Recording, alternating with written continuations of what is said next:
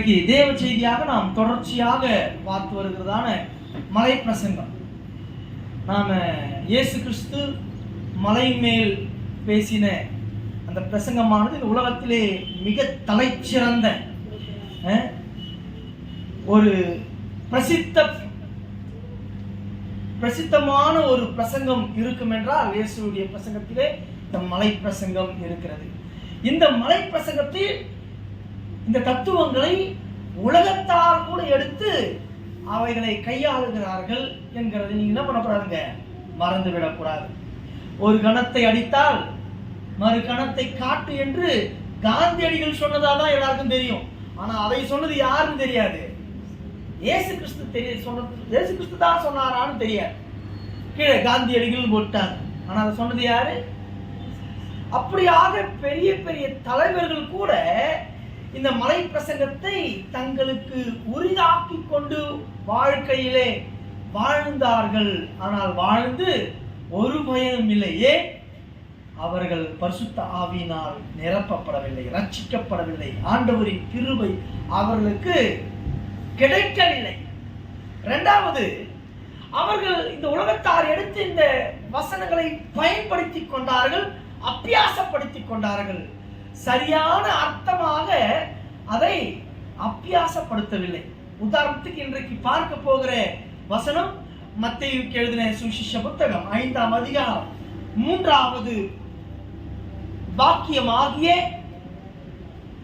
5வது வசனத்திலே நாம் தியானிக்க இருக்கிறோம். 3வது வாக்கியமாகிய சாந்த குணமுள்ளவர்கள் பாக்கியவான்கள், அவர்கள் பூமியை சுதந்தரித்துக் கொள்ளுவார்கள் என்பதே தேவனுடைய வார்த்தை. நான் மீண்டுமாய் வாசிக்கிறேன், கேளுங்கள்.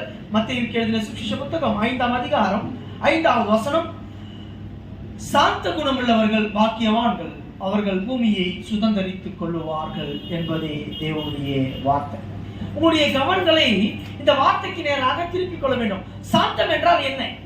சாந்தம் என்கிற அந்த குண இயல்பு உங்களுக்குள்ளாக வரும்பொழுது இந்த பூமியை சுதந்தரித்துக் கொள்ளுவீர்கள் என்கிற பாக்கியத்தை, ஆசீர்வாதத்தை ஆண்டவர் இங்கு ஆசீர்வாதமாக கொடுக்கிறதை பார்க்கிறோம். இப்போ கேள்வி, சாந்தம் என்றால் என்ன? இதெல்லாம் காந்தியடிகள் எடுத்துக்கொண்டார். என்ன இந்த உலகம் சொல்லுது? சாந்தம், சாந்தமாய் அகிம்சா வழியில் நாம் உலகத்தை வெல்லுவோம், இந்த நிலத்தை பிடிப்போம். இதுதான் யார் கொள்கைங்க? யார் கொள்கை? காந்தியடிகள் கொள்கை. இப்ப கேள்வி, அது சரியா? சாந்தத்துக்கு என்ன அர்த்தம்? காந்தியடிகளோ அல்லது உங்கள் மனதிலே நினைத்துக் கொண்டிருக்கிற உங்களுடைய நினைப்புகளில் இருக்கிற சாந்தத்துக்கு அர்த்தம் எல்லாம் அர்த்தமாகாது. அந்த அர்த்தத்தை எதுதான் சொல்லி தரணும்? இந்த வேதம் சொல்லி தர வேண்டும். சாந்தம் என்றால் என்ன? இந்த வேதம் அர்த்தப்படுத்துகிறது. இந்த வாழ்க்கையை உருவாக்கினவர் யார்? கடவுள். என் வாழ்க்கையில் நான் பேசுகிற ஒவ்வொரு வார்த்தையும் உருவாக்கினவர் யார்? யாருங்க? அதை அர்த்தப்படுத்துகிற ஒரே அதிகாரம் உடையவர் யார்? கடவுள். அவர் சொல்லுவதுதான் அர்த்தங்க. உலகத்தில் வார்த்தைகளை உருவாக்கினவர், இந்த மலை பிரசங்கத்தை பேசினவர் எந்த அர்த்தத்திலே இதை சொன்னார் என்று நாம் பார்க்க வேண்டும். நாம முதல் பிரசங்கத்தில் பார்த்தோம், பாக்கியம் என்றால் என்ன? பாக்கியம் என்றால் சந்தோஷம், பாக்கியம் என்றால் ஆசீர்வாதம், உண்மையான மெய் சந்தோஷம் என்று பார்த்தோம். அது உண்மையாகவே ஆண்டவரின் கிருபையை பெற்றவர்கள், ஆவியானவரை பெற்றவர்கள், ரட்சிக்கப்பட்டவர்களுக்கு மட்டுமே கிடைக்கிற அந்த பாக்கியத்தை பற்றி தான் இங்கு பேசுகிறது. இந்த மலை பிரசங்கம் யாருக்கு பேசப்பட்டது? அது அவிசுவாசிகளுக்கு அல்ல, விசுவாசிகளுக்கு என்று பார்த்தோம், ஆண்டவருடைய சீஷர்களுக்கு. அதனால் நாம் உறுதியாக எடுத்துக்கொள்ளலாம், இது என்ன பேசிக்கொண்டிருக்கிறார்? ஒரு நல்ல ஆண்டவரின் சீடன், நல்ல கிறிஸ்தவனின் வாழ்க்கையிலே இருக்க வேண்டிய குணாதிசயங்கள், தகுதிகளை ஆண்டவர் இங்கு பேசிக்கொண்டு வருகிறார். இப்ப இது அவிசுவாசிக்கு இந்த தகுதி இருக்குமா? இருக்காது. அப்ப அவனிடத்தில் இருக்கிறது என்ன? அது தவறான தகுதி. அப்போ இந்த தகுதி அவரிடத்தில் இருக்கும் என்றால் இந்த பாக்கியங்கள் அவனுக்கு சேருமா இல்லையா? இந்த தகுதி ஒருவேளை அவனுக்கிட்ட இருக்கும்னா, இந்த இந்த தகுதிகள் இருக்கும் என்றால், இந்த பாக்கியம் ஆண்டவருடைய ஆசீர்வாதம் அவனுக்கு கிடைக்கணுமா இல்லையா? கிடைக்கணும். ஆனா அவனிடத்தில் இல்லை. உதாரணத்துக்கு நாம பார்த்த முதல் செய்தியிலே ஆவியில் எளிமை உள்ளவர்கள் பாக்கியவான்கள். அந்த தாழ்மை, இருதயத்தில் தாழ்மை அவிசுவாசிகளுக்கு உங்களால பார்க்க முடியுமானா முடியவே முடியாது. உண்மையாகவே ரட்சிக்கப்பட்டவர்கள் இடத்துல தான் அது இருக்கும் என்கிறத, அதன் அர்த்தத்தை நாம் என்ன பண்ணோம்? வேதத்திலிருந்து பார்த்தோம். இரண்டாவது பார்த்தோம், ஆவியில் எளிமைக்கு பிறகு என்ன பார்த்தங்க? துயரப்படுகிறவர்கள் பாக்கியவான்கள். அவிசுவாசி துயரப்படுகிறார், அதனால பாக்கியவானா? ஆண்டவரின் ஆசீர்வாதம் கிடைத்தவனா? இல்லை. அந்த உண்மையான துயரம் என்றால் என்ன? எந்த துயரத்தை பற்றி இயேசு கிறிஸ்து பேசுகிறார் என்று பார்த்தோம். என்னுடைய பாவத்துக்காக நான் துயரப்படுகிறது, என்னுடைய பாவத்துக்காக துயரப்படுகிறவர்கள் பாக்கியவான்கள். அவர்கள் தான் உண்மையான பாக்கியவான்கள், ஆண்டவரால் ஆசீர்வதிக்கப்பட்டவர்கள், ஆண்டவரின் கிருபையை பெற்றவர்கள், ஆவியானவரை உள் கொண்டிருக்கிறவர்கள் என்று நாம் பார்த்தோம். இது அவிசுவாசிகிட்ட இருக்குமா? அவன் பாவத்துக்காக அவன் வியாகுலப்பட்டிருக்கிறான், அழுதிருக்கிறானா? இல்லை. அது எப்படிப்பட்ட வியாகுலப்பட வேண்டும்? ஆவியானவரினால் வருகிற அந்த துயரம் என்ன என்கிறதெல்லாமே நம்ம என்ன பண்ணோம்? போன செய்தியில பார்த்தோம். இப்படி இந்த ரெண்டு பாக்கியங்களை பெற்றவர்களுக்கு மூன்றாவது குண இயல்பு தானாகவே இருக்கும். இவர்கள் பூமியை சுதந்திரித்துக் கொள்வார்கள் என்று இயேசு கிறிஸ்து மூன்றாவதாக அவர் வாய்களை திறந்து சொல்லுகிறார். சாந்த குணமுள்ளவர்கள் பாக்கியவான்கள். இன்றைக்கு இந்த செய்தியை மூன்று பிரிவா பார்க்க இருக்கிறோம். முதலாவது பிப்ளிக்கல் பிரின்சிபிள் ஆஃப் மீக்னஸ், அதாவது வேதபூர்வமான வேதாகம ரீதியான இந்த குண இயல்பாகிய சாந்தம் என்றால் என்ன, அதன் வேதபூர்வமான வரையறை என்ன சொல்லுகிறது, வேதம் என்ன அதுக்கு அர்த்தம் கொடுக்கிறது என்பதை முதலாவது பார்க்க இருக்கிறோம். இரண்டாவது, எது சாந்தம் இல்லை. முதலாவது எப்பவுமே சாந்தம் எது இல்லை என்று பார்த்து எது சாந்தம் இல்லை எது என்பதை பார்ப்போம். அதாவது எப்படி பார்த்தோம் போன செய்திகள் எல்லாமே, எது ஆவியின் எளிமை இல்லை என்றதை பார்த்து ஆவியின் எளிமை எது என்று பார்த்தோம். இந்த வாட்டி வேதம் எதை சாந்தம் என்று சொல்லுகிறது என்கிறதை பார்த்து பின்பு இரண்டாவது எது சாந்தம் இல்லை என்கிறத பார்க்க இருக்கிறோம். நீங்க நினைச்சிருக்கலாம், ஓ இதுதான் சாந்தம் குணமா அப்படின்னு நினைக்கலாம். இன்னைக்கு நீங்க வேதத்திலிருந்து ஒப்பிட்டு பார்க்கும்பொழுது, ஓ இதுதான் சாந்தமா, இவ்வளவு நாள் எனக்கு தெரியாம இருந்துச்சே என்றத பரிசுத்த ஆவியான உங்களிடத்துல பேசுவதை நீங்கள் உணர முடியும், உணர போகிறீங்க. ஏன்னா அந்த வேதம் அவ்வளவு ஆழமானதும் கருத்துள்ளதமாக இருக்கிறது. ஆண்டவர் எப்படி அந்த அர்த்தத்தை அவர் எதை இணைத்து சொல்லுகிறார்ங்கிறத நீங்கள் புரிந்து கொள்ள வேண்டும். நீங்க இங்கு இந்த சாந்தம் எது என்கிறதை பார்க்கும்போது, வேதபூர்வமாக பார்க்கும்போது உதாரணங்களினாலும் அல்லது உதாரண புருஷர்களின் மூலமாக அந்த சாந்தத்தின் அர்த்தத்தை விளங்கிக் கொள்ள போகிறோம். இரண்டாவது, எது சாந்தம் இல்லை என்கிறத பார்க்க இருக்கிறோம். மூன்றாவது, பூமியை சுதந்திரித்துக் கொள்ளுவார்கள் என்றால் அர்த்தம் என்ன என்று பார்த்து இந்த சத்தியத்தின் பிரயோகத்தை, அப்ளிகேஷனை பார்த்து முடிக்க இருக்கிறோம். இதான் நம்முடைய செய்தியோட பேட்டர்ன். நீங்க சற்று உங்களுடைய கவனங்களை ஆவியானவருக்கு நேராக, உலக கவலைகள், பிரச்சனைகள், துன்பங்கள், போராட்டங்கள், உடல் வியாகுலங்கள் எல்லாம் இருக்கலாம். ஆனால் அதன் மத்தியிலே யாருக்கு அந்த சத்தியம் உயர்ந்ததாக தெரிகிறதோ, யாரிடத்தில் பரிசுத்த ஆவியானவர் முழுமையாக நிறைந்திருக்கிறாரோ, எவன் காதுள்ளவனோ அவன் நிச்சயம் இதை கேட்பான், அவனுக்கு இது புரியும், அவன் கவனங்கள் சிதறாது.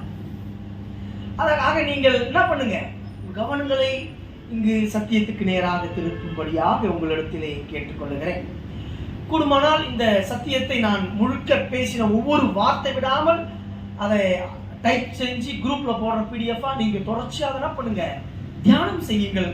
அதை படித்து இன்னும் உங்களிலே அதை உறுதிப்படுத்திக் கொள்ள வேண்டுமாய் கேட்டுக்கொள்ளுகிறேன். ஏனென்றால் இது என்ன, உண்மையான விசுவாசி, அவருடைய சீடர்களின் தகுதிகள்,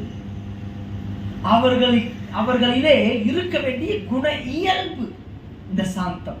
இந்த சாந்தம் இல்லை என்றால் நீ ஆண்டவரின் பிள்ளையே இல்லை என்கிறது தான் ஆண்டவர் பேசிக் கொண்டிருக்கிறார்.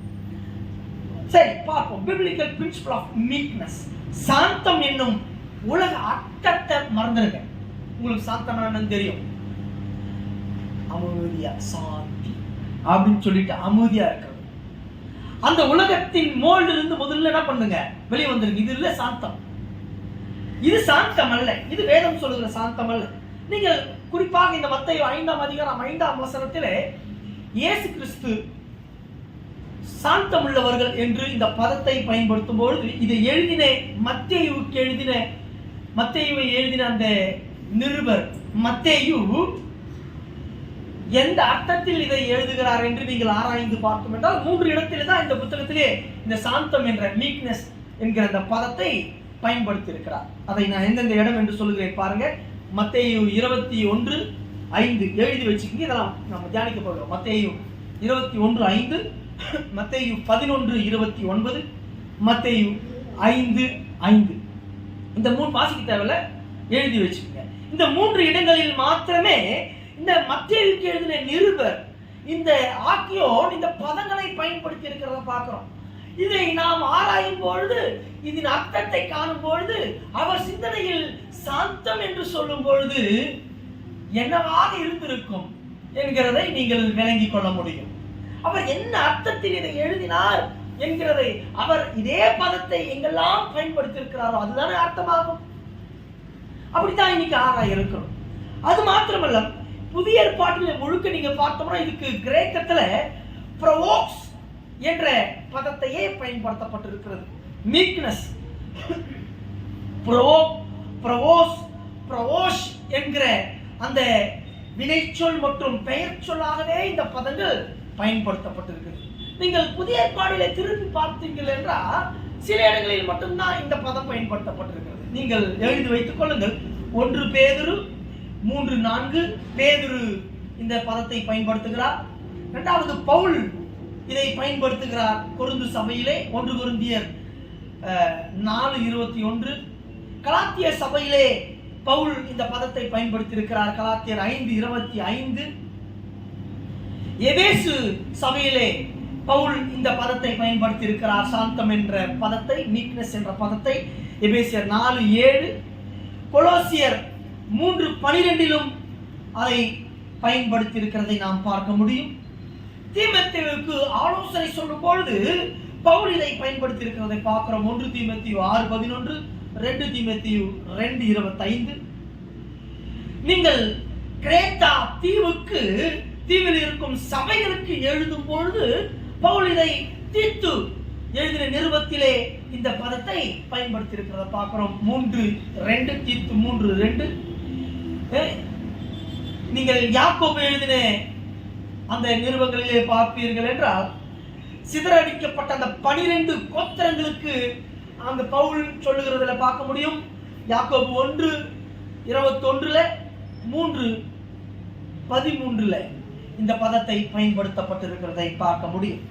இவ்வளவே பதங்கள் தான் இந்த மத்தேயுவிலே பயன்படுத்தி இருக்கிற பதமான அதே பதம் பயன்படுத்தப்பட்டிருக்கிறது. இந்த வேதத்திலே நீங்கள் எடுத்து ஆராய நினைத்தீர்கள் என்றால் இவ்வளவே பதங்கள் தான் புதிய ஏற்பாட்டில் பயன்படுத்தப்பட்டிருக்கிறது. இயேசு கிறிஸ்து எந்த அர்த்தத்தை உள்ளே மனதிலே வைத்து சொன்னாரோ அதுதான் அர்த்தம் என்கிறதை மறந்து விடாதீர்கள். நம்முடைய கடமை என்ன? அவர் எந்த அர்த்தத்திலே சொன்னார்.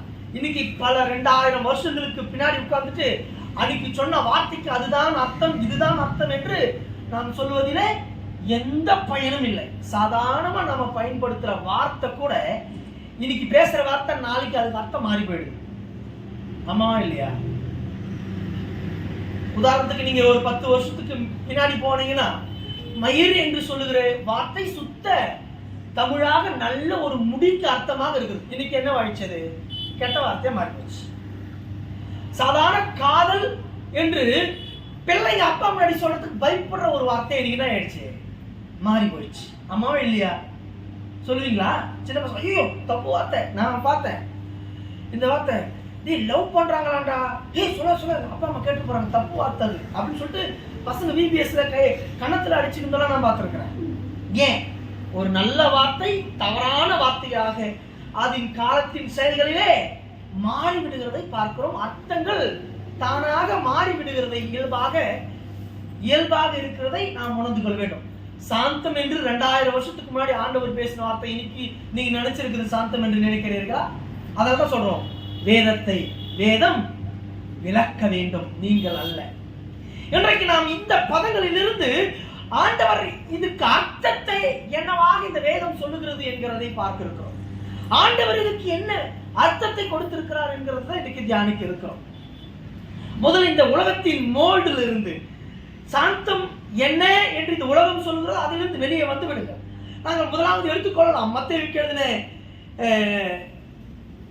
சுவிசேஷ புத்தகம் 11ஆம் மத்தேயு எழுதின சுவிசேஷ புத்தகம் 11ஆம் அதிகாரம் 29வது வசனத்தை நாம் எடுத்த ஏற்கனவே சொல்லி இருக்கிற வசனத்தை இருந்து நாம் தியானிக்கலாம். முதலாவது இயேசுவின் உதாரண புருஷராகி இயேசுவில் இருந்து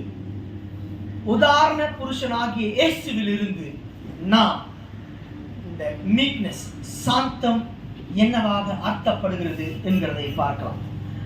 வாசிக்கலாம். மத்தேயு 11:29. நான் சாந்தமும் மனத்தாழ்மையுடையவருமாய் இருக்கிறேன். போதுங்க, நான் சாந்தமும். ஆங்கிலத்தில் I am meek. நீங்க மூல பாஷை பார்த்தோம்னா நானே சாந்தம். என்னதுங்க? நான் தான் அந்த சாந்தம் என்று ஆண்டவர் சொல்லுகிறதை நாம் பார்க்க முடியும். I am meek, நான் சாந்தம். இங்கு இந்த வசனத்திலே பார்க்கிறோம், இயேசு கிறிஸ்து சொல்லுகிறார் சாந்தம் என்றால் என்ன? அந்த சாந்தம் வேறு யாரும் அல்ல, நான் தான் அந்த சாந்தம். நானே சாந்தத்தின் ஒட்டுமொத்த உருவாக இருக்கிறேன். நான் தான் அந்த சாந்தம். என்னிடத்தில் வந்து கற்றுக்கொள்ளுங்கள் என்று அழைக்கிற அழைப்பை தான் இங்கு நாம் பார்க்கிறோம். நாம் தான் அந்த சாந்தம். 28ல வாசிக்கிறோம், வருத்தப்பட்டு பாரம் சுமக்கிறவர்களே என்னிடத்தில் வாருங்கள், கற்றுக்கொள்ளுங்கள். என்னிடத்தில் வாங்க. ஏன் அவர் சொல்றார்? கீழே வாசிங்க அப்படியே. நான் உங்களுக்கு இளைப்பாறுதலை தருவேன். இப்பதான் சொல்றாருங்க, நான் சாந்தம். வருத்தப்பட்டு பாரம் சுமக்கிறவர்களே நீங்கள் என்னிடத்தில் வாருங்கள், கற்றுக்கொள்ளுங்கள், நான் தான் சாந்தம் என்று சொல்லுகிற சத்தம் உங்களுக்கு கேட்கிறதா?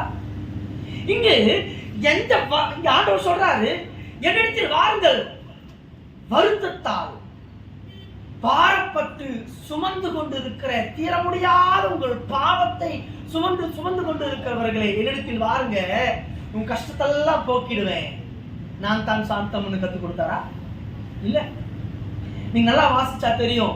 வருத்தப்பட்டு பாரம் சுமந்து கொண்டு இருக்கிற நீங்க வந்தீங்கன்னா அந்த பாரத்தை நான் இறக்கி வைத்து நான் உங்களுக்கு ஒரு நுகத்தை தருவேன் என்று சொல்லுகிறார். கீழே வாசித்தா தெரியும். கீழே வாசிங்க அப்படியே. நுகத்தை உங்கள் மேல் ஏற்றுக்கொண்டு என்னிடத்தில் நான் சாந்தம், என்னுடைய நான் ஏற்றி வைக்கிற அந்த பாரத்தை நீ சுமந்து கொண்டு இந்த சாந்தத்தை கற்றுக்கொள் என்று ஆண்டவர் சொல்லுகிறார். விளங்குதுங்களா? I am meek, நான் தான் அந்த சாந்தம். நீங்கள் பாரம் சுமந்து கொண்டு இருக்கிறீர்களா? பாவிகளே என்னிடத்தில் வாருங்கள். வந்து சாந்தமாகி என்னை பார்த்து நான் உங்களுக்கு ஒரு நுகத்தை ஏற்றி வைக்கிறேன். கிறிஸ்தவனா மாறனா பிரச்சனை, தொல்லை, துன்பங்கள் வரும், என் நிமித்தம் வரும். இந்த பாரத்தை என் சத்தியத்தின் நிமித்தம் அதனால் உங்கள் பாவத்தை கலைத்து வாழ்வதே பெரிய பாரம் தான், ரொம்ப கடினம். அப்படிப்பட்ட எனக்காக நீங்கள் பாரம் சுமந்து இருப்பதுதான் சாந்தமாகிய என்னை பார்த்து கற்றுக்கொள்ளுகிற சாந்தம் என்று கற்றுக்கொள்ளுங்கள் என்று கிறிஸ்து என்று சொல்லுகிறார். சாந்தத்தை நீங்க விளங்கிக் கொள்ள வேண்டும். சாந்தம் என்றால் விளங்கிக் கொள்ள வேண்டியது என்ன? நுகத்தை சுமத்தல். நுகத்தை நான் சுமந்து கொள்வது சாந்தத்திலிருந்து நான் கற்றுக்கொள்ளுகிற என்னுடைய பணியாக இருக்கிறது. என்னுடைய பாரத்தை சத்தமில்லாமல் நான் சுமந்து செல்லுவது சாந்த குணம். எனக்கு கிறிஸ்துவினால் அவர் சத்தியத்தை நான் ஏற்றுக்கொள்வதனால் எனக்கு வருகிற பாரத்தை, பிரச்சனையை ரசித்து ருசித்து நான் சுமக்கிற ஒரு மனிதனே சாந்தம் உள்ளவன். அதை என்னிடத்தில் கற்றுக்கொள்ளுங்கள். உலகத்தின் ராஜாவாகிய நான் ஈன கோலம் எடுத்து மனித ரூபத்தை இந்த உலகத்தில் சுமந்து கொண்டு வாய் திறக்காமல் போய் கொண்டிருக்கிறேன். நான் யார்? நான் தான் சாந்தம். என்னிடத்தில் கற்றுக்கொள்ளுங்கள். நிறைய பேர் கிறிஸ்தவத்துல வந்துடுறாங்க. நிறைய பேர் கிறிஸ்தவத்துல நம்ம என்ன பண்ணிடுறோம்? வந்துடுறோம். பிரச்சனை வசனத்தின் நிமித்தம் வருது. இது செய்யலாமா, செய்யக்கூடாதா? ஐயோ, சொந்த பந்தம் கோச்சிப்பாங்க, அப்பா அம்மா கோச்சிப்பாங்க, அவங்க இதை கேட்கிறாங்களே. வேதத்துக்கு புறம்பான காரியங்களை, எதிரான காரியங்களை செய்வதற்கு என் மனம் தவிக்கிறது. ஒரு புறம் ஆண்டவருடைய சத்தத்தை, ஆண்டோட சத்தமும் ஆண்டோடைய வசனம் என்னை ஒரு புறம் தடுக்கிறது. இந்த உலகத்தின் பாரம் என்னை நெருக்குகிறது, கஷ்டம் என்னை ஒடுக்குகிறது. ஆண்டோடைய வசனத்தை படிக்க முடியாத அளவுக்கு என்ன பிரச்சனைகள் இந்த உலகத்துல சாத்தான் நெருக்கி தள்ளுகிறான். ஆனாலும் அதை சுமந்து அதன் பாதையிலே விடாமல் ஆண்டவரோடு கூட ஓடுகிறவன் இருக்கிறான் அல்லவா? அதுதான் சாந்தம். என்னிடத்தில் கற்றுக்கொள்ளுங்கள் என்று இயேசு கிறிஸ்து சொல்லுகிறார். சாந்தம், சாந்தம் உள்ளவர்கள் பாக்கியவான்கள். என்னிடத்தில் பாரத்தோடு சுமையோடு வருகிறவர்களுக்கு சுமையை வாங்கிக் கொண்டு வேறு ஒரு சுமையை, என்னிமித்தம் ஏற்படுகிற சுமையை கொடுத்து சுமந்து அமைதியாக போங்கள், பரலோகத்தை நோக்கி ஓடுங்கள், வாய் திறக்காதீர்கள், ஐயோ அம்மா என்று புலம்ப வேண்டாம் என்று உங்களை போகச் சொல்லுகிற ஒரு குணம் இருக்கிறது அல்லவா? ஆண்டவர் சொல்லுகிறார், என்னிடத்தில் கற்றுக்கொள்ளுங்கள், நான் தான் சாந்தம். சாந்தம் என்னன்னு புரியுதுங்களா? ஏசாமி சொல்ற விளக்கம் நீங்க இன்னும் அதிகமாய் பாருங்கள். ஏசாயா 42:1-4 வரைக்கும் வாசிச்சு பாருங்க. ஏசாயா புத்தகத்துல 1-4 வரைக்கும் நீங்க வாசிச்ச தெரியும். இயேசு கிறிஸ்துவை குறித்து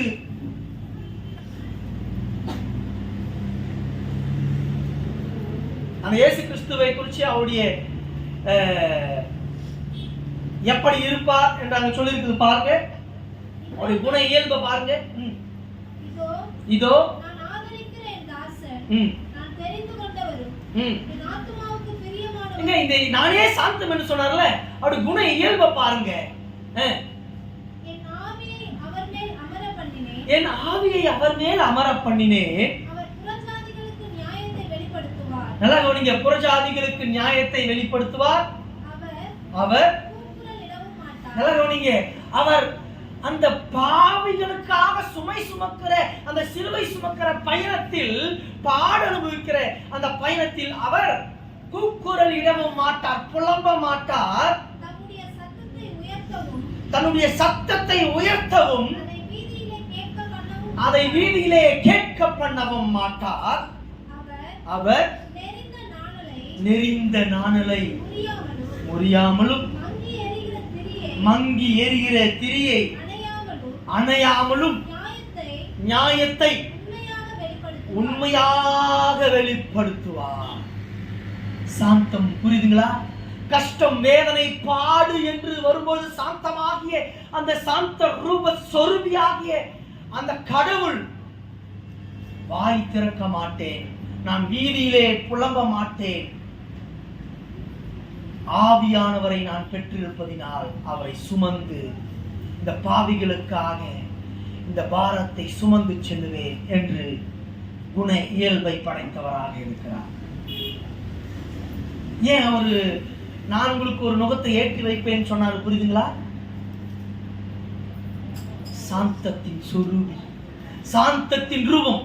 நம்மளுக்கு பிரச்சனை வந்தா என்ன புலம்புறோம், எனக்கு மட்டும் ஏன் இப்படி நடக்குது, ஐயோ ஊரு ஃபுல்லா போய் புலம்புறோம், பக்கத்து வீட்டுல அக்கத்து வீட்டுல எங்கெல்லாம் வாய்ப்பு கிடைக்குதோ அங்கெல்லாம் போய் சொல்றோம், எனக்கு மட்டும் ஏன் தான் இப்படி எப்பதான் விடிவு வரும் தெரியல. அவர் சொல்றாரு, நான் வீதிகளில் கூக்குரல மாட்டேன், என் சத்தத்தை நான் உயர்த்த மாட்டேன். அவர் யாருக்கிட்ட மட்டும் தான் சத்தம் கொடுக்கிறாரு, பிதாவே பிதாவே இவர்களை மன்னியும், இதோ நான் வருகிறேன், என்னை ஏற்றுக்கொள்ளும், என் ஜீவனை விடுகிறேன். பிதாவே, இதோ என் ஜீவனை விடுகிறேன். யார் இடத்துல தான் சொன்னாருங்க? அவர் பாரத்தை யார் இடத்துல இறக்கி வைத்தாருங்க? அவர் அந்த கெத்செமனே தோட்டத்திலே போய் கண்ணீர், ரத்த கண்ணீர் விட்டு அவர் பாரத்தை யார் இடத்துல இறக்கி வைத்தார்? பிதாவிடத்தில், தேவனிடத்தில். சாந்தம் என்றால் என்ன? என் தேவனுக்காக பாடம் அனுபவிக்கிற, என் வாழ்விலே ஏற்படுகிற பிரச்சனையில் என் முகத்தை இந்த உலகத்தாருக்கு கஷ்டமாக காட்டாமல் என் தேவனிடத்தில் மட்டுமே சத்தத்தை உயர்த்தி அமைதியாக போகிறவர்கள் சாந்த குணமுடையவர்கள். நாம பக்கத்து வீட்டுல 5 நிமிஷம் கேப் கிடைச்சா என்ன பண்ணிடுறோம்? நம்ம வேற எப்படி சிந்தி அவன் மேல போட்டு வந்துடுறோம். நீயும் கொஞ்சம் வச்சுக்கோ. அக்கா தம்பி சொந்த பந்தம் வந்தா நான் மட்டும் கஷ்டப்படுறேன்னு சொல்லிட்டு நம்ம கஷ்டத்தெல்லாம் சொல்லணும். அவங்க அப்படி சோகமா போயிடுவாங்க. ஐயோ, என் தங்கச்சி கஷ்டப்பட்டுக்குதே, என் பொண்ணு கஷ்டப்பட்டுக்குதே, என் பையன் கஷ்டப்பட்டுக்குதே. என்றைக்கு உங்களுடைய பாவத்தினால வர பிரச்சனையை பத்தி இங்க நான் பேசல. கிறிஸ்துவுக்காக உன் வாழ்க்கையை வாழ நினைப்பதினால் வருகிற பிரச்சனையை, துன்பம், பாடு, உங்கள் வாழ்க்கையில வருகிற பிரச்சனையை பத்தி பேசிட்டு வருகிறேன். நான் செஞ்ச பாவத்தினால வந்த துன்பம், துயரத்தை பத்தி நீ வேதனைப்பட்டு அமைதியா போனன்னு சொல்லல. இன்றைக்கு நான் கிறிஸ்துவிடத்தில் ஒப்பு கொடுத்து விட்டேன். என் வாழ்க்கையை நான் அவருக்காக அர்ப்பணித்து விட்டேன். இனி வருகிறது எல்லாவற்றையும் அவருக்காக நான் அனுபவிப்பேன் என்று உங்கள் வாழ்க்கையை ஓடுகிறவர்களை பற்றி நான் பேசிக் கொண்டிருக்கிறேன். சத்தியத்தின் நிமித்தம் பாட அனுபவிக்கிறவர்களை பற்றி நான் பேசிக் கொண்டிருக்கிறேன். சாந்தமுள்ளவர்கள் பாக்கியவான்கள். விளங்குதுங்களா? இயேசுவின் அந்த குண அதிசயம், அந்த குண இயல்பு, அந்த சாந்த சொரூபி. நானே சாந்தம். ஏன்? அவர் சத்தமிடவும் கூக்குரலிடவும் மாட்டார் என்று தீர்க்கதரிசனம் உரைக்கிறது. நீங்க மத்தேயு 21:4-5 பாத்தீங்கன்னா சகரியா 9:9 சொல்றத அப்படியே இங்க அவர் சொல்றத பார்க்க முடியும். மத்தேயு எழுதின நிருபர் அழகா சொல்றாரு பாருங்க. மத்தேயு 21:4-5 வாசிங்க. இதே வசனம் சகரியா 9:9 நீங்க வாசிக்க முடியும். வாசிக்க தேவை, மத்தேயுல வாசித்துருங்க.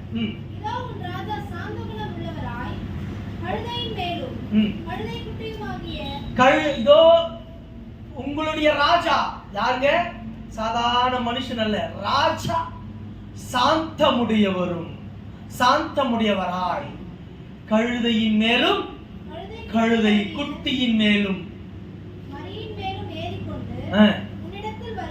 உன்னிடத்தில் வருகிறார். போதுங்க. இங்கே மீண்டுமா அந்த சாந்தம் என்ற பதம் மத்தேயுல பயன்படுத்தப்படுகிறது. அது எங்கே பயன்படுத்தப்பட்ட பதம் தான்? பழைய ஏற்பாட்டிலே சகரியா 9:9 பயன்படுத்தப்பட்ட அதே பதத்தை தான் இங்கு பயன்படுத்தப்படுகிறது. இங்கே அவருக்கு ஒரு குணத்தை காட்டுகிறது. சாந்தமுடையவராய் எதின் மேல் வருகிறார்?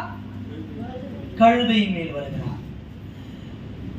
வருகிறவர் யார்? ராஜா என்று வேதம் சொல்லுகிறது. ராஜா, மறந்துடாதீங்க, ராஜா கழுதையின் மேல் வருகிறார். கழுதை, இந்த கழுதையை குறித்து நான் நிறைய பேசணும்னு நினைக்கிறேன். நீங்கள் நியாயப்பிரமாண புஸ்தகத்துல இந்த கழுதையை குறித்து தெரிஞ்சுக்கணும்னா நீங்க வாசிக்கணும். நியாயப்பிரமாண புஸ்தகங்களை, என்னாகம புஸ்தகங்கள்ல, பழைய ஏற்பாட்டுல இந்த கழுதை எதற்காக பயன்படுத்தப்பட்டதுன்றத நீங்க வாசனை தெரியும். நீங்க நினைக்கிற போல கழுதனை எப்படி இருக்கும்? திட்டுவோம், கோபம் தான். கழுதை அப்படின்னு என்ன? அசிங்கமான, ஒரு கேவலமான சத்தம் இடுகிற, ஒரு பார்க்க அசிங்கமா இருக்கிற ஒன்றை கழுது என்று நீங்கள் நினைத்துக் கொண்டிருக்கிறீர்கள். ஆமாவா இல்லையா? சாமி எவ்வளவு தாழ்மையின் ரூபம் எடுத்து கழுதையின் மேல் வந்தார். அதுக்குதான் விளக்கம் கொடுத்துட்டு இருக்கிறீங்களே. கடவுள் கழுதை மேலேயே வந்தா தெரியுமா? அந்த கழுதைகள் தான் நான். யார் தான் நீங்க? கழுதைத்தான் நான். என் மேல் யார் வந்தது? கிறிஸ்து வந்தா. இதுதான் விளக்கம் கொடுத்துட்டு இருக்கிறாங்க. வைத்தியக்கார பசங்களா வேதத்தை திறந்து வாசித்து பார்த்தீங்கன்னா, இந்த கழுதை நீ நினைக்கிற போல நம்ம ஊர்ல சாம்பல் நிறத்துல கோடு போட்ட அழுக்கான ஒரு மாதிரி மூஞ்ச வச்சுட்டு இருக்கிற கழுதை அல்ல. இது கோவேரி கழுதை. இது குதிரையை போலவே குள்ளமாக இருக்கும் ஒரு கழுதை. கோவேரி கழுதை பார்த்துருக்கீங்களா? குள்ளமா சின்னதா குதிரை போல ஒண்ணு சுத்திட்டு இருக்கு தெரியுமா? ரோட்ல அங்கங்க பாப்பீங்க. குண்டா வயிறு வச்சுக்கிட்டு, அதுதான் கோவேரி கழுதை. வண்டி கட்டி இழுப்பாங்க. மறந்துடாதீங்க, நீங்கள் நியாயாதிபதிகள் பழைய ஏற்பாட்டிலே அந்த காலத்திலே அக்காலங்களிலே வரலாற்றை எடுத்து பார்த்தீர்கள் என்றால் கழுதையின் மேல் யார் வருவாங்க தெரியுமா? பணக்காரர்களும் ராஜாக்கள் மட்டும்தான் கழுதையின் மேல் வருவார்கள். சாதாரண மனுஷனுக்கிட்ட யார் எது மேல வரமாட்டாங்க? கழுதையின் மேல் வரமாட்டாங்க. அந்த கழுதையின் மேல் வருவதற்கும் குதிரையின் மேல் வருவதற்கும் ராஜாக்களுக்கு 2 அடையாளங்களை வேதம் காட்டுகிறது. என்னதுங்க? நீங்க நியாயாதிபதிகளை பாத்தீங்கன்னா நியாயாதிபதி புத்தகத்துல 30 பிள்ளைகளும் ராஜாக்கள் எல்லாரும் எதிர் மேல வந்தாங்க இருக்குது. கழுதை மேல வந்தார்கள். ராஜா முடிசூட்டப்படுவதற்கு எதிர் மேல வரப்பட வேண்டும்? கழுதையின் மேல் வரப்பட வேண்டும் என்கிறதை நீங்கள் வாசிக்க முடியும். அவர் ராஜாவாக இருப்பார் என்றால், ராஜாவாக தன்னை மக்களிடத்திலே சந்திக்க வரும்பொழுது ராஜா எதிலே வருவார்? கழுதையின் மேல் தான் வருவார், குதிரை மேல வரமாட்டார். நீங்க பழைய ஏற்பாட்டில் எடுத்து வாசித்தீங்கன்னா மக்களை சந்திப்பதற்கு ராஜா ஒரு இடத்திலும் ரதத்திலோ கழுதை மேல வருவதை பார்க்கவே முடியாது. இதுதான் அங்க இருக்கிற அந்த கலாச்சாரம். குதிரையின் மேல் எப்பொழுது போவார்கள் என்று நீங்கள் வேதத்தில் எடுத்து வாசித்தீர்கள் என்றால், குதிரையின் மேல் ரதத்தின் மேல் சண்டைக்கு மட்டுமே அவர்கள் போவார்கள். 2 பிம்பம் இங்கே காட்டப்படுகிறது, குதிரை கழுதை. ராஜா குதிரையின் மேல் வருவார் என்றால் ரத்தமும் சண்டையும் அடையாளமாக இருக்கிறதை நீங்கள் பார்க்க முடியும். அதான் ஆண்டவர் சொல்றார் இல்ல, நீங்க நியாயாதிபதி புஸ்தகத்துல இந்த சிசரியாவுடைய யுத்தத்திலே தெபோரால் அந்த குதிரைகளையும் ரதங்களையும் கவிழ்த்து போட்டேன் என்று சொல்லுகிறார். இந்த குதிரைகளும் ரதங்களும் கவிழ்த்து போட்டார் என்றால் அவருடைய போரை அவரை தோற்கடித்து விட்டார் என்று அர்த்தம். குதிரை ரதம் என்றாலே போரை அது அடையாளப்படுத்துகிறதை வேதத்திலே பார்க்க முடியும். நீங்க வெளிப்படுத்துற விசேஷத்துல நீங்கள் பார்த்தால் கூட அது தெரியும். நீங்க ஏன் சகரியா புத்தகத்திலேயே நான் வாசித்து தெரியுங்களா? சகரியா புத்தகத்துல வாசிங்க, எடுத்து சகரியா 9ஆம் அதிகாரம் 10ஆம் வசனம் வாசித்து பாருங்க. 9ஆம் அதிகாரம் 10ஆவது வசனம்.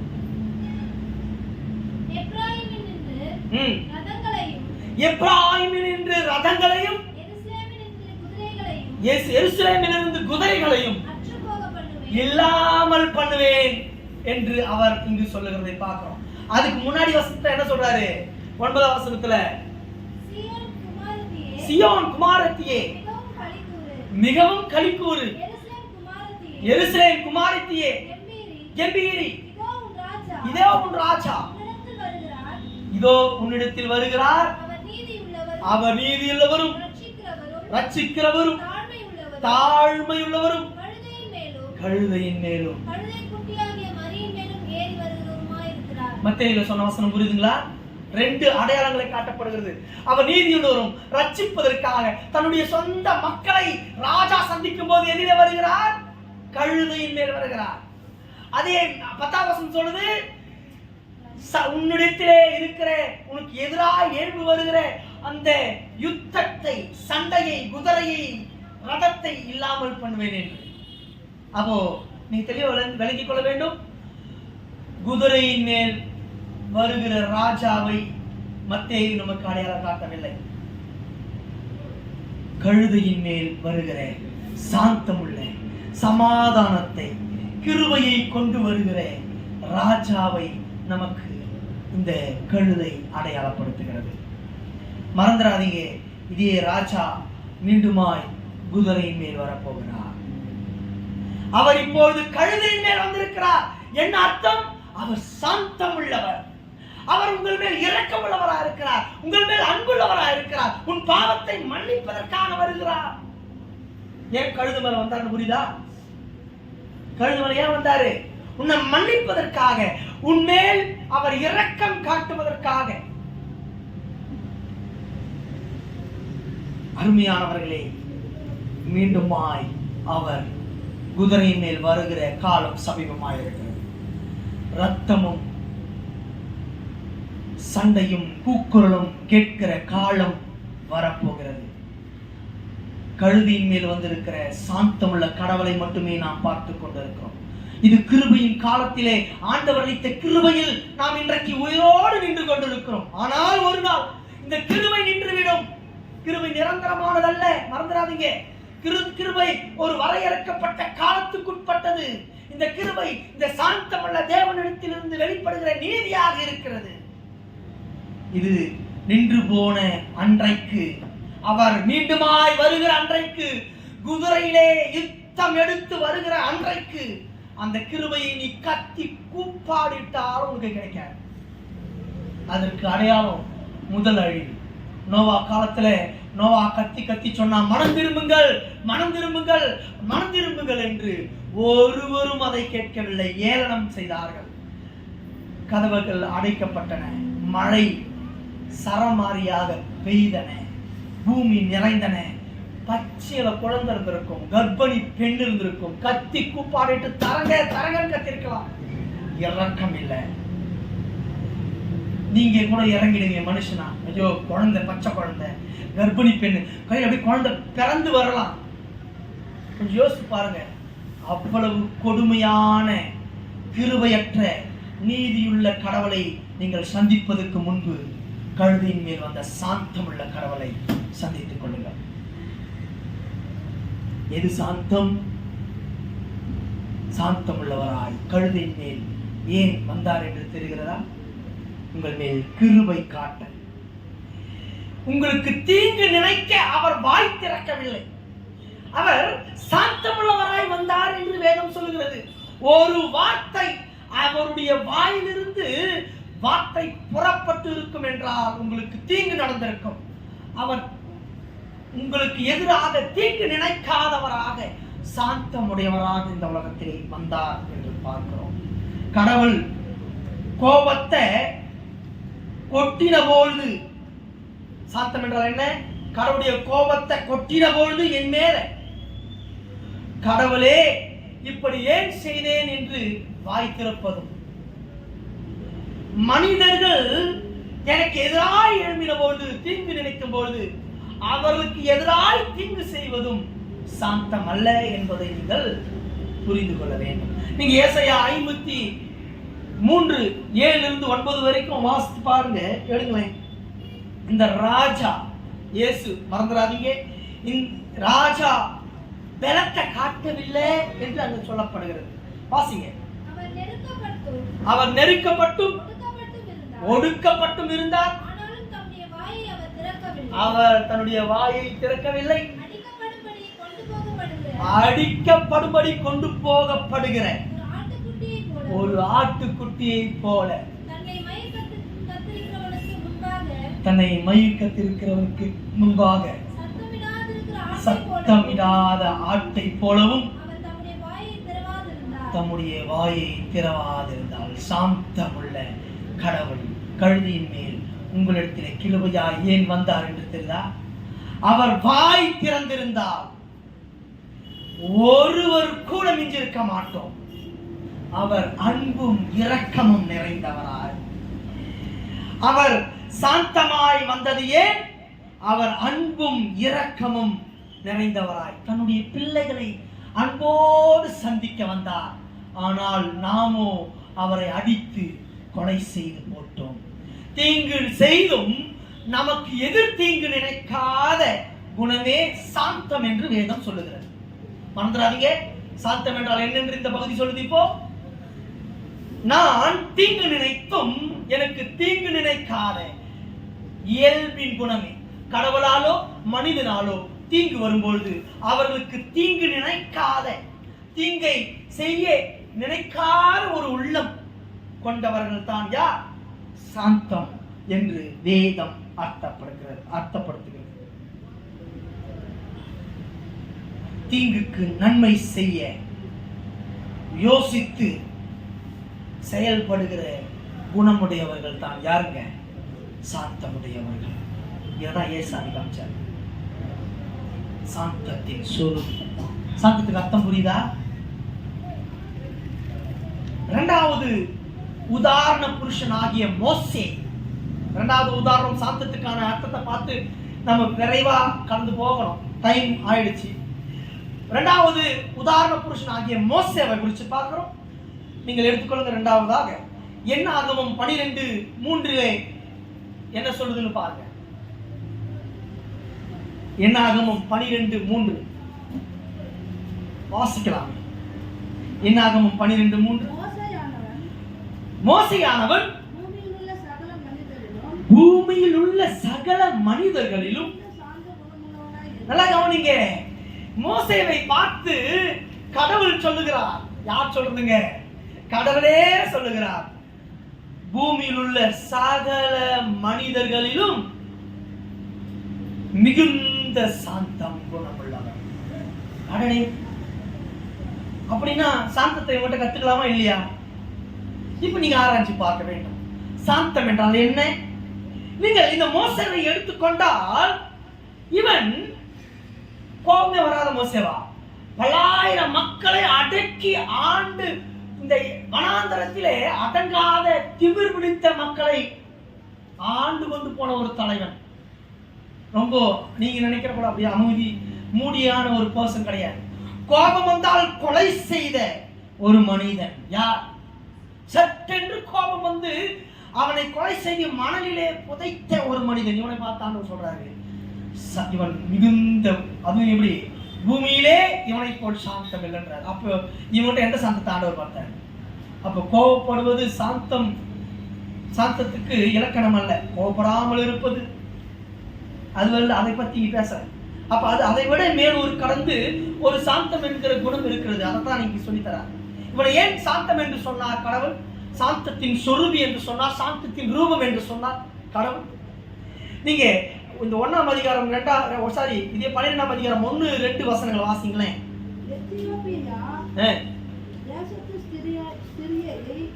மோசே விவாகம் பண்ணியிருந்தபடினால் மிரியாமும் ஆரோனும் அவன் விவாகம் பண்ணின எத்தியோப்பியா தேசத்து ஸ்திரீ விட்டும் அவனுக்கு விரோதமாய் பேசி. 1ஆவது வசனம் 2ஆவது வசனங்களா? கர்த்தர் மோசேவை கொண்டு மாத்திரம் பேசினரோ எங்களை கொண்டு பேசினது போதுமா? நான் சொல்லிடுறேன், கவனிங்க. 1-2 வசனங்களை நீங்க பார்த்த சொந்த சகோதரன் எதிர்த்த பொழுது, சொந்த சகோதரன் யார் எதிர்க்கிறது? மோசேவை எதிர்த்த போது அவனுக்கு தீங்கு செய்ய அவன் முற்படவில்லை என்று வேதம் பார்க்கிறோம். சொந்த சகோதரன், நீங்க மட்டும்தான் வேதத்தை பத்த ஒரு குழு வருது, நீங்க மட்டும்தான் ஆசாரியா இருக்கணுமா, நாங்களா இருக்கக்கூடாத ஒரு கூட்டம் வருது ஒரு பக்கம். இதே இஸ்ரவேல் மக்கள் அவனை கொல்லுவதற்கு கல்லெறிந்து கொல்ல நினைத்து அவனுக்கு எதிராக எழுப்பினார்கள். ஆனா அவங்களுக்கு அவன் தீங்கு நினைக்க முற்படவே யோசிக்க கூட இல்லை. நம்மனா என்னையால் அடிக்க வந்தீங்க, பட்டு தொலைங்க, கடவுள் உங்களுக்கு என்ன பண்றா இருப்பார் அப்படின்னு கொண்டு போய் விட்டுருப்போம். ஆமாவா இல்லையா?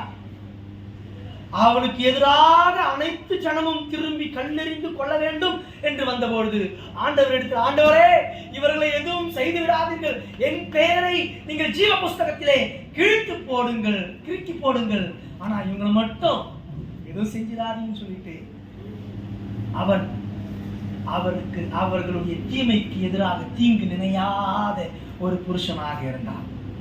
இதனால தாங்க ஆண்டவர் சொல்றாரு, பூமியிலே இவனை போல் சாந்த குணம் உள்ளவனை நான் பார்க்கவில்லை என்று சொல்லுகிறத நான் பார்க்கிறோம்.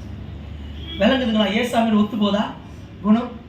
ஏசுசாமி இவரை கொல்ல தேடினவர்கள் மயில் கட்டியிருக்கிற ஆட்டை போல அவர்களிடத்திலே அவர் ஒப்பு கொடுத்து விட்டார். சொல்லுகிறார், அவர்களுக்கு அப்படி இவரை கொன்று குவித்த, அடித்து உதைத்த, ஆணி அடித்த, அவர் சிலுவையில் மரிப்பதற்கு காரணமாயிருக்க இந்த உலகத்தின் மக்களுக்காக அவர் தீங்கு நினைக்க யோசிக்கவில்லை, கிருபையாக நமக்கு இறங்கினார். அதே தான் மோசே எடுத்து அந்த குணத்தை பார்க்கிறோம். சாந்தம்னா புரியுதா? பிறருக்கு தீங்கு நினைக்க, எனக்கு தீங்கு செய்தாலும் பிறருக்கு தீங்கு நினைக்காத குணையில்.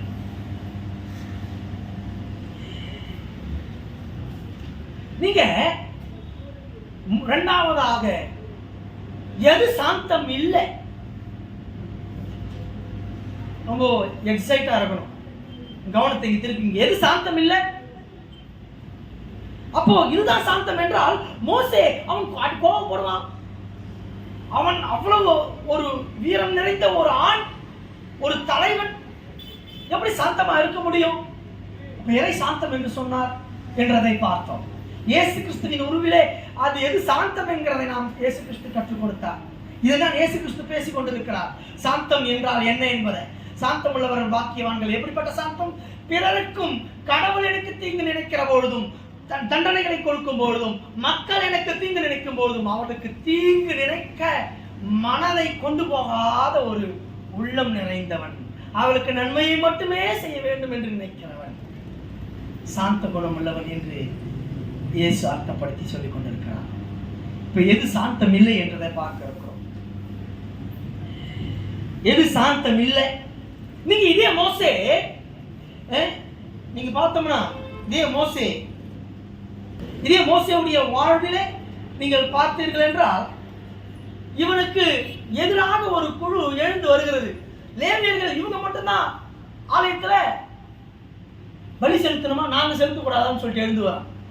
இவன் வாயை மூடிட்டு சாந்தத்தின் சொருவீங்க அப்படின்னு அமைதியானவன். நீ ஐயோ ஆண்டவரே இப்படி பேசுறாங்களேன்னு அழுதுட்டுலாம் உட்காரல, கூப்பிடுறான் வா நீயும் வா, அவர்களும் வரட்டும், கடவுள் முடிவு செய்யட்டும் யார் கடவுள் ஏற்றுக்கொள்கிறாரு, வா கூப்பிடுறாரா இல்லையா, வாடா கூப்பிடுறாரு. கடவுள் நாசம் பண்ணி போட்டாரா இல்லையா அவங்கள? சாந்தம் என்று நாம் நினைக்கிறது எது சாந்தம் இல்லை என்றால் நீங்கள் விளங்கிக் கொள்ள வேண்டும். எது சாந்தம் அல்ல? உங்களுடைய குண இயல்பாக அமைதியாக இருப்பது. என்னதான் திட்டினாலும் சிரிச்சுக்கிட்டே இருப்பாங்க. நீ எவ்வளவுதான் கேவலப்படுத்தினாலும் எவ்வளவுதான் அடிச்சாலும் அப்படியே வாங்கிட்டே இருப்பான். இது சாந்தம் இல்லை, இது கோழைத்தனம், இது முதுகெலும்பில்லாத ஒரு தனம். ஒரு கோழையாக கடவுள் ஒரு கிறிஸ்தவனை வைப்பதல்ல. நான் அவன் ரொம்ப பொறுமைசாலிங்க, அவனை போல பொறுமைசாலியை உலகத்துல பார்த்ததே இல்லை. பொண்டாட்டி திட்டம், புள்ள அடிப்பான், பக்கத்து வீட்டுல காரி துப்பான், தொடச்சிட்டு கம்முன்னு போயிடுவாங்க. ரொம்ப பயந்த சுபாவம். இதுவா சாந்தம்?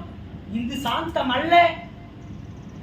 சாந்தம் என்றால் எனக்கு எதிராக ஒருவன் தீங்கு செய்யும் பொழுது அதுக்கு அவன் தீங்கு அனுபவிக்காதபடிக்கு அவனுக்கு நன்மை செய்யும்படி எதிர்த்து தீமையை கேட்பது சாந்தம். எது சாந்தம் இல்லை? வாயை மூடிட்டு அமைதியா இருக்குது சாந்தம் இல்லை. தீங்கு நடக்கும்போது அதை பார்த்து கொண்டு அமைதியாக அமர்ந்து கொண்டிருப்பது சாந்தம் அல்ல. இதை பியூரிட்டன் சொல்லும்போது எப்படி சொல்றாங்கன்னா, using one self will against to God is not meekness. இரண்டாவது, using one ill will against to men is not meekness. கடவுளுக்கு எதிராக தன் சொந்த விருப்பத்தை பயன்படுத்துவது சாந்தம் அல்ல. நல்லா மறந்துடாதீங்க, கடவுளுக்கு எதிராக என்னுடைய சொந்த விருப்பத்தை பயன்படுத்துவது என்னதில்ல, சாந்தம் அல்ல. இரண்டாவது, மனுஷனுக்கு எதிராக என்னுடைய தீய விருப்பத்தை பயன்படுத்துவது சாந்தம் அல்ல. எது சாந்தம் இல்லை? கடவுள் எனக்கு ஒரு பிரச்சனையை கொடுக்கும் பொழுது அல்லது கடவுளுக்கு எதிராக என்னுடைய சொந்த விருப்பத்தை நான் செய்ய வேண்டும். கடவுளுக்கு இது விருப்பம் இல்லைங்க இந்த செயல்.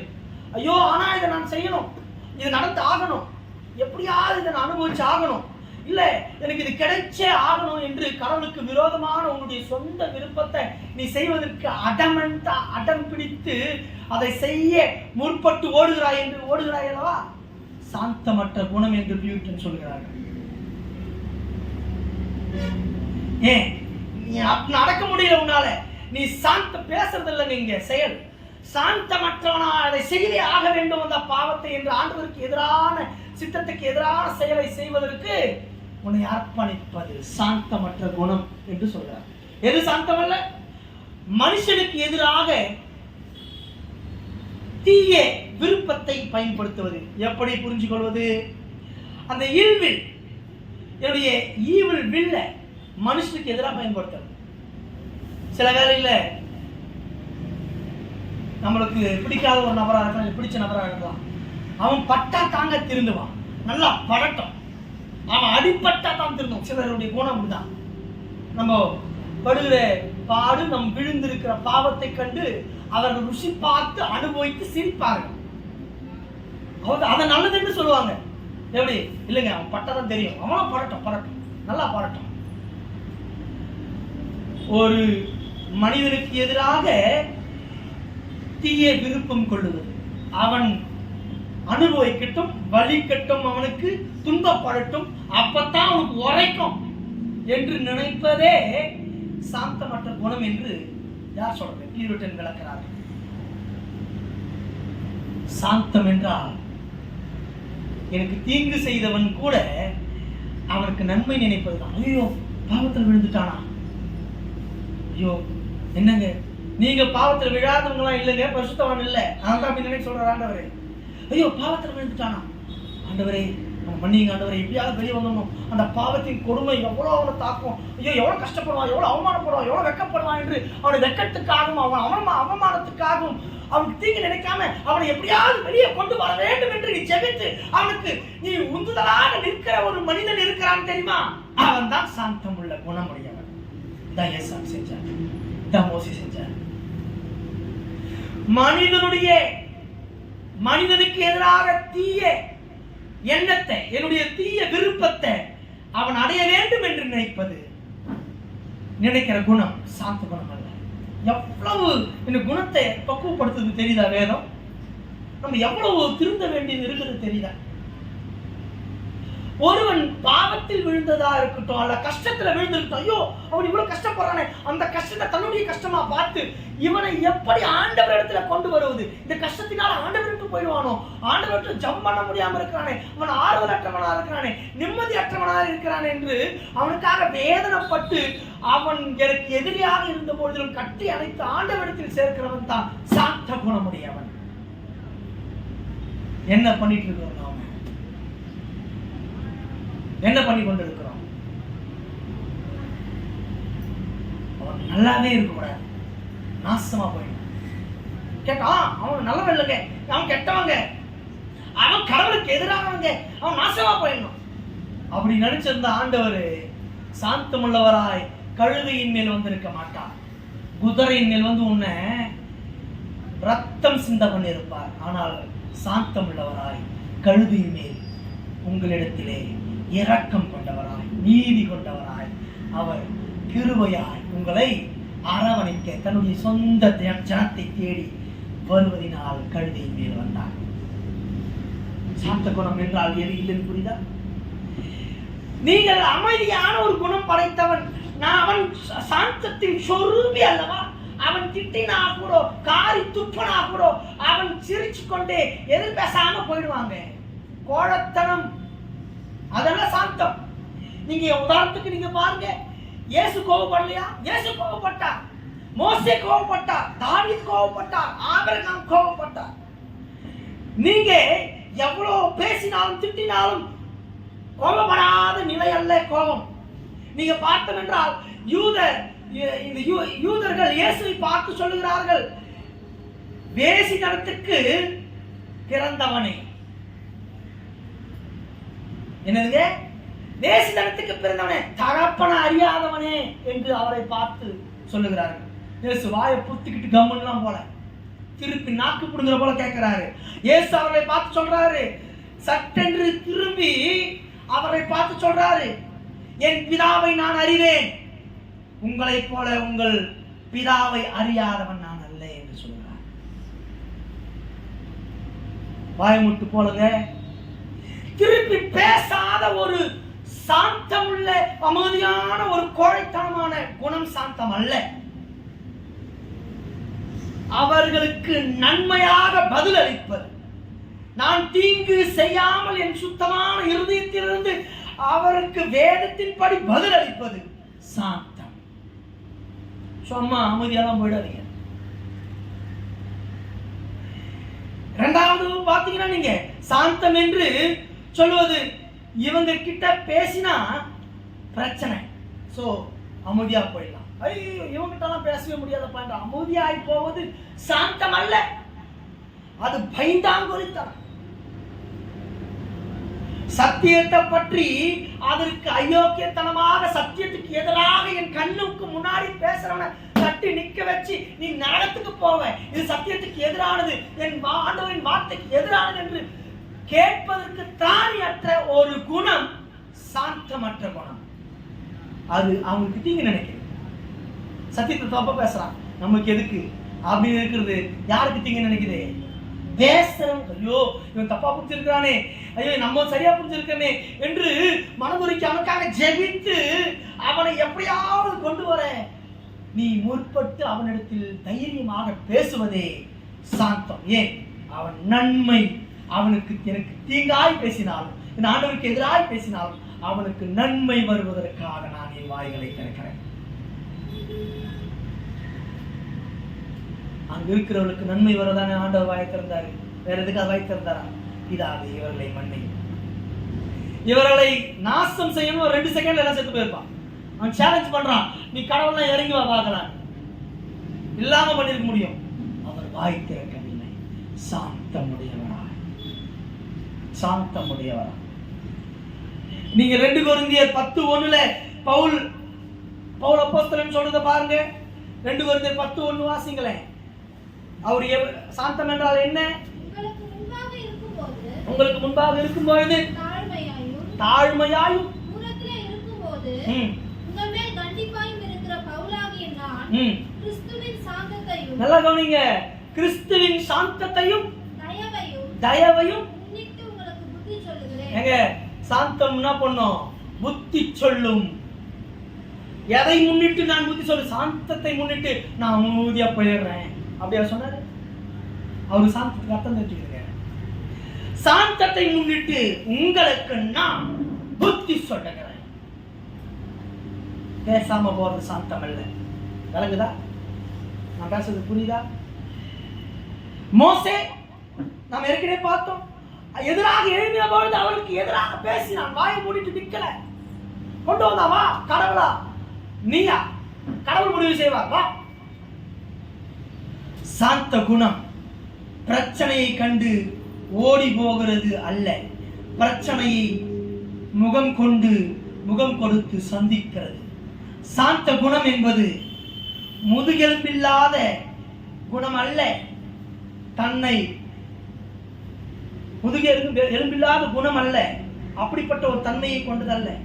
மாறாக சாந்த குணம் எவ்வளோ அடிச்சாலும் எவ்வளோ பேசினாலும் வாங்கி கொண்டே இருப்பது அல்ல. மாறாக அவர்களுக்கு நம்மை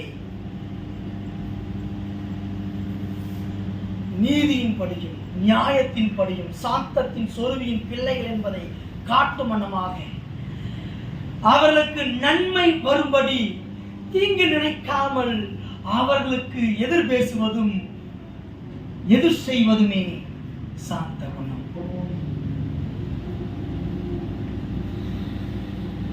விளங்குச்சுங்களா? சாந்த குணம் என்றால் என்ன? இயேசு சனகிரிப்பு சங்கத்திலே அவரை கன்னத்துல ஓங்கி அரைஞ்சாங்களா இல்லையா? வாய் விட்டு கம்முந்தாரா? வாஸ்து பாத்தீங்களா? அவர் திரும்ப கேட்கிறார், என்னை ஏன் அடிக்கிறீர்கள்? நான் என்ன குற்றம் செய்தேன் கேட்டாரா இல்லையா? அடிக்கிறதெல்லாம் வாங்கிட்டு இருக்குது இல்லைங்க சாந்தம். எது சாந்தம் இல்ல? அடிக்க வாங்கிட்டு அமைதியா போறதுல சாந்தம். காந்தி எவ்வளவு தப்பா புரிஞ்சுக்கினார் தெரியுங்களா? நான் சொன்ன தெரியுமா? இந்த உலகம் இந்த சாந்தத்தை தவறாக புரிந்து கொண்டிருக்கிறது. இயேசு கிறிஸ்துவை அடித்த பொழுது நான் ஒரு குற்றமும் செய்யவில்லை, என்னை ஏன் அடித்தீர்கள் என்று கேட்டார்கள். அடிச்சா அப்படி காட்டுன்னு சொல்றதுக்கான அர்த்தம் இதே மலை பிரசங்கத்தை பார்க்க போறோம். அது இல்லை, அப்படியே இது புதுசாகுதே அப்படிலாம் யோசிக்கிறாரு. உண்மை அதுதான், சத்தியம் இதுதான் நான் பேசுறேன். சாந்தம் என்றால் என்ன?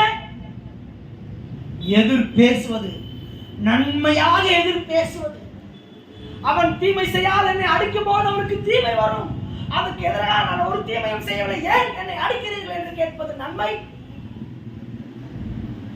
சாந்த குணமுள்ளவர்கள் பாக்கியவான்கள், அவர்கள் பரலோக ராஜ்யம் அடைவார்கள். சரி, நான் வேகமா போயிடுறேன். இப்ப எது சாந்தம் உங்களுக்கு புரிஞ்சிருக்கும், எது சாந்தம் இல்லை என்று புரிஞ்சிருக்கும்.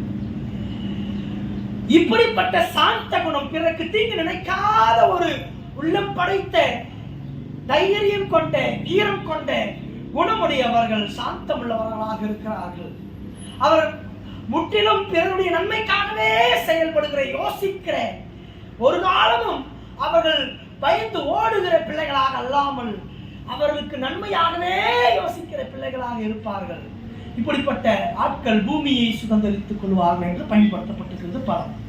இங்க பூமி என்று சொல்லும் போது அநேக தப்பா வியாக்கியம் பண்ணவா, பூமி உலகம், உலகத்தை அவர் சுதந்திரித்துக் கொள்வார்கள், இந்த உலகத்தை பத்தி பேசுது. நோ, நீங்க அந்த பதத்தை எடுத்து பார்த்தீங்கன்னா இங்க கி என்ற பதம் பயன்படுத்தப்பட்டிருக்குது. ஜி கி. உலகம் என்றால் என்ன கிரேக்க பாஷையிலனா காஸ்மோஸ் என்று பொருள். காஸ்மோட்டிக்னு சொல்றோம் தெரியுங்களா, உலகத்தின் ரீதியான பொருள்கள். காஸ்மோஸ் என்றால் உலகம். நீங்க சயின்ஸ்ல படிச்சிருப்பீங்க. காஸ்மோஸ்னா என்னதுங்க? உலகம். கிரேக்கத்துல காஸ்மோஸ் என்றால் உலகம். அந்த பதம் இங்க பயன்படுத்துற.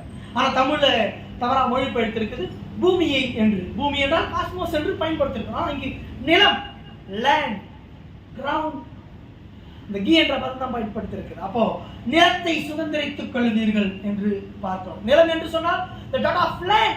எனது வேதம் பேசுகிறது, ஆபிரகாம் நிலத்தை பேசுது.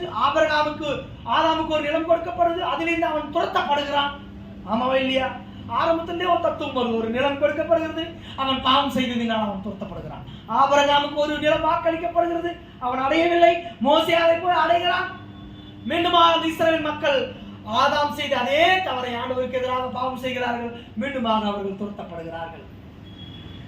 நீங்கள் மீண்டும் மீண்டும் இஸ்ரவேல் அந்த தேசத்திலிருந்து பாவம் செய்யும் போதெல்லாம் வாக்களிக்கப்பட்ட இடம் பறிக்கப்படுகிறது. எரேமியா, எசேக்கியேல், ஏசாயா புத்தகத்திலே என்னுடைய தாசனாகிய தாசர்களுக்கு வாக்களிக்கப்பட்ட நிலத்தை, அந்த கோபத்தினால் பறிக்கப்பட்ட நிலத்தை நீங்கள் பார்க்க முடியும். நீங்க ஆதியாகமம் 3, ஆதியாகமம் 12, உபாகமம், நியாயாதிபதிகள் 1 சாமுவேல் 4 அதிகாரம் 21, மீகா 4:4, சகரியா 1:10 ஆபிரகாம் நிலம், ஆதாமின் நிலம், மோசேயின் நிலம், தாவீதின் நிலங்களை குறித்து நீங்கள் பார்க்க முடியும். நிலம் என்றால் promised land, இறுதியாக இயேசுவின் நிலம். பூமியின் இந்த நிலம் அவர்களுக்கு கொடுக்கப்பட்ட நிலம். இயேசு நமக்கு வாக்களிக்கப்பட்ட நிலம், இயேசுவின் நிலம். இயேசுவின் நாடு ஒன்று உண்டு, இயேசுவின் நிலம் ஒன்று உண்டு. அந்த நிலம் என்னென்றால் அவர் சொல்லியிருக்கிறார், நான் போய் உங்களுக்காக ஒரு இடத்தை ஆயத்தம் செய்வேன். ஆபிரகாமுக்கு வாக்களிக்கப்பட்ட இடம், ஆதாமுக்கு நித்தியமாக ஆசீர்வாதத்தில் வாக்களிக்கப்பட்ட இடம். அதற்கு மாதிரியாக இந்த உலகத்தில் உனக்கு ஒரு நிலத்தை கொடுத்து நீ பாவம் செய்யும் போதெல்லாம் அதிலிருந்து அற்றுப்போக பண்ணப்படுவாய் என்று சொல்லியிருக்கிறார். இறுதியாக சொல்லுகிறார், இந்த சாந்த குணம், இந்த இயல்பு இல்லாதவன் பரலோகத்தை வந்து அடைய முடியாது. விளங்குதுங்களா? சாந்த, நான் சொன்ன அந்த சாந்தம் உங்களுக்கு இல்லையா, சாந்த ரூபம் குணம் இல்லை என்றால் இந்த பரலோகத்தை நீங்கள் வந்து அடைய முடியாது. நீங்க வீட்டில் போய் வாசித்து பாருங்க, ஒரு வசனத்தை மாத்திரம் வாசிக்கலாம். இதே பதத்தை நீங்க மத்தேயு 2:21 வாசிக்க முடியும். நீங்க தேசத்துக்கு போனார்கள் என்று அங்க இருக்கும். அங்க உலகம், அங்க தேசம் என்றது கரெக்டா பயன்படுத்தப்பட்டிருக்குது. நிலம் நீங்க ரோமர் 4:13 மாத்திரம் வாசிக்கலாம். ரோமர் 4:13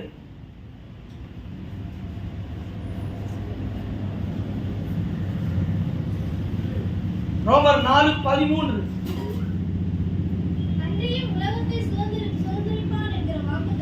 அன்றியும் உலகத்தை சுதந்தரிப்பான் என்ற வாக்குத்தத்தம்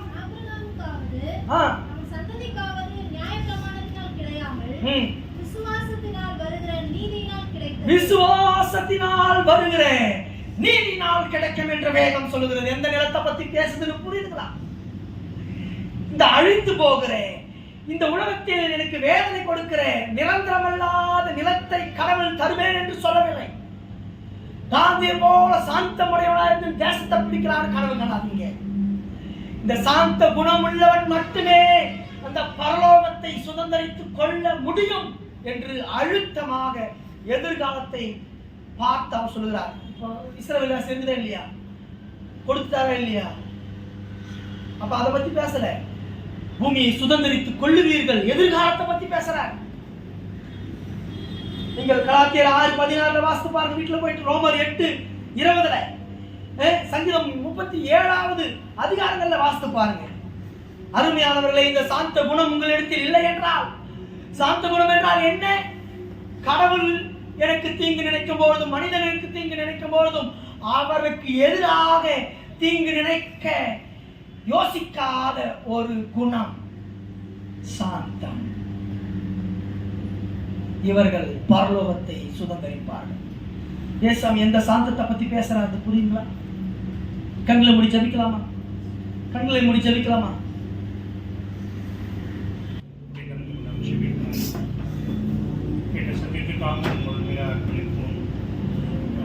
சாந்த குணமுள்ளவர்கள் வாக்கியவான் ஒரு பூமியை சுதந்திரிப்பார்கள் என்று சொல்லப்பட்டதான அந்த வாக்கினுடைய பேர்பட்ட ஆழத்தில் அறிய தேவனுக்கு விஷயம். இப்பேற்பட்ட சத்தியத்தை கேட்கும்படியாய் நீ வந்திருக்கிற ஒவ்வொரு இருதயங்களையும் கதை திறக்கும்படியா நீ பாராட்டி நம்முடைய இறக்கங்களுக்காய் இந்த தயவுக்காக நன்றி செலுத்துகிறோம் ஐயா. சாந்த குணத்தை பற்றி அன்று அநேக தவறான எண்ணங்கள், தவறான புரிதல்களுடைய வாழ்க்கையில நிறைய இருந்ததப்பா. அது எல்லாவற்றையும் ஆண்டவர் சரியாய் புரிந்து கொள்ள முடியாத பரிசுத்தாவின் ஒரு விஷயம் ஆண்டவரே, இந்த ஒவ்வொரு கண்களையும் திறந்ததுக்காகவும் இருதயமாகிய கண்களை திறந்தமைக்காய் நன்றி செலுத்துகிறோம் ஐயா. ஆண்டவரே பாவத்தை குறித்து ஆண்டவரே தேவனாய் கர்த்தர் ஆண்டவரே எப்படியா இந்த உலகத்தில் ஆண்டவரே அன்பை வெளிப்படுத்தினீரியா ஐயா, நீர் எப்படிப்பட்ட சாந்த குணத்தை வெளிப்படுத்தினீர் என்பதை ஆழமாய் பார்க்க முடியாது இறுதியில் ஆண்டவரே இன்னும் இருமாப்பான எண்ணங்கள் இராதபடி ஐயா சத்தியங்களை கேட்க ஐயா உணர்வடைந்தவர்களாய் நாங்கள் செல்ல கிருபை செய்ய, உணர்வடைந்தவர்களாய் செல்ல கிருபை செய்ய ஐயா. இப்படியா மோசே ஆண்டவரே சாந்த குணமுள்ளவனாய் இருந்தான் என்பதையும் ஆண்டவரே அது தேவனுக்குள்ள எப்படியா அது ஆண்டவரே தேவன் அதை வடிவமைத்து வைத்திருக்கிறார் என்பதையும் ஆண்டவரே இது சாந்த குணம் இல்லை என்பதையும் ஆண்டு புரியும்படியாய் தேவன் ஆண்டு பாராட்டினேன். கிருபைக்காய் நன்றி ஆண்டவரே.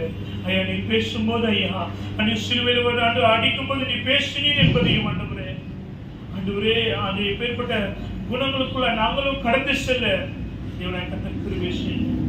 சத்தியத்தை ஏதோ தான் என்று கேட்டு இந்த காதலவன் அந்த காதலை விட்டு போகிற ஜனங்களா இராதபடி ஐயா உணர்வுள்ள இருதயத்தோட ஐயா ஆண்டவரே துதிக்கிறோம் அதை கேட்ட சத்தியத்தை ஆண்டவரே எங்களுடைய மனதில் பதிந்த ஆண்டவருடைய வாழ்க்கையில அதை அபியாசப்படுத்த தேவனாய் கர்த்தர் இரக்கத்தை நாங்கள் பேச்சுக்கிறோம் ஐயா. எங்களை உதவி புரியுங்க ஐயா. கிருபை செய்யுங்க ஆண்டவரே. எங்களோடு கரம் இருக்கட்டும். கேட்ட ஒவ்வொரு செவிகளும் ஆண்டவரே ஒவ்வொரு செவிகளும் ஐயா நீ விருத்த சேரத்தை அடைய செய்ததுக்காக நன்றி ஆண்டவரே. அவள் ஆண்டவரே துதிக்கிறோம் ஐயா. அவள் ஆண்டவரே ஒவ்வொரு நாளும் இதை தியானிக்கவும் இதில் இருக்கிற இன்னும் அநேக காரியங்களை அறிந்து கொண்டு அதை செயல்படுத்த கிருபை செய்யுங்க. இனி ஆண்டவர் வாழ்க்கையில வாழ்கிற ஒவ்வொரு நிமிஷம் ஆண்டவரே பயத்தோடு நடுக்கத்தோடு கூட நாங்கள் வாழ எங்களுக்கு கற்றுத்தாங்க. எங்களோடு கரம் இருக்கட்டும். அன்று வந்த ஒவ்வொரு குடும்பங்களையும் ஒவ்வொருவரையும் நாங்கள் நினைக்கிறோம் ஐயா. மேலான சமாதானம் சத்தியத்தின் மூலியமாக இந்த சாந்த குணத்தின் மூலியமாக அவளோடு கூட இடைப்படுத்தும் என்று நாங்கள் செபிக்கிறோம். தொடர்ந்து எடுத்துங்க இல்லாமல் உடைய கருத்தில் ஒப்பு கொடுத்து செபிக்கணும் பிதாவே.